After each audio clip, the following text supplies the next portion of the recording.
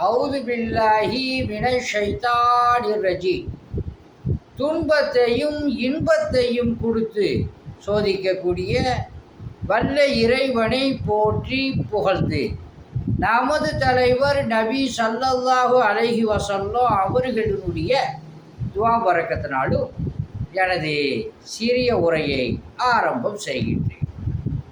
ஆன்மீக முறையில் ஓதிவிடப்படும் அல்லாஹுடைய மாபெரும் கிருபையை கொண்டு குணமாகும். அன்பார்ந்தவர்களே, சப்ஸ்கிரைப் செய்து கொள்ளுங்கள். அல்லாஹ் சுப்ஹானஹு வ தஆலா உங்களுக்கு சகல விதமான பாக்கியங்களை கொடுப்பானாக. அத்தியாயம் 2 வசனம் 156.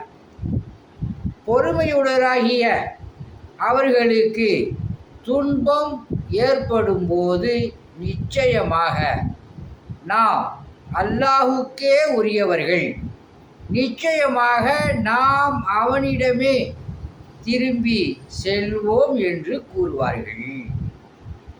எக்ஸாம்பிள், அல்லாஹ் சுப்ஹானஹு வ தஆலா என்ன சொல்கிறான்னா, இந்த வசனத்தில் துன்பங்கள் ஏற்படும் பொழுதும் கஷ்டங்கள் ஏற்படும் பொழுதும் நம்ம அல்லாஹுக்கு உரியவர்கள், அல்லாட்டியே நம்ம திரும்பி போகிறோம் அப்படின்னு சொல்லி அவர்கள் சொல்லுவார்கள். அப்படிங்கிறத இந்த வசனத்தினுடைய டெக்னாலஜியாக இருக்கு.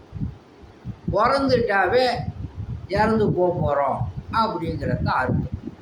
இந்த உலகத்துக்கு வந்தது அல்லாஹ்வை பற்றியும் தெரிஞ்சுக்கிட்டு நல்ல விஷயங்களை செய்து மரணத்துக்கு அப்புறம் சொர்க்கத்தை அடையணுங்கக்கூடிய ஒரு நோக்கத்தில் தான் அல்லாஹ் சுப்ஹானஹு வ தஆலா நம்மளை இந்த உலகத்துக்கு அனுப்பியிருக்கிறான். நல்லது செஞ்சால் சொர்க்கம், கெட்டது செஞ்சால் நரகம்.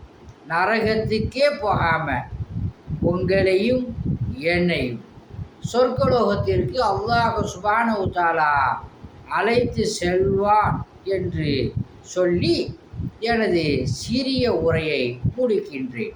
வாஹிரு தாவானா அல்ஹம்துலில்லாஹி ரப்பில் ஆலமீன். உங்களிடம் விடை பெறுவது மன்சூர் அலி ஜக்கரியா தபுரா. அஸ்ஸலாமு அலைக்கும்.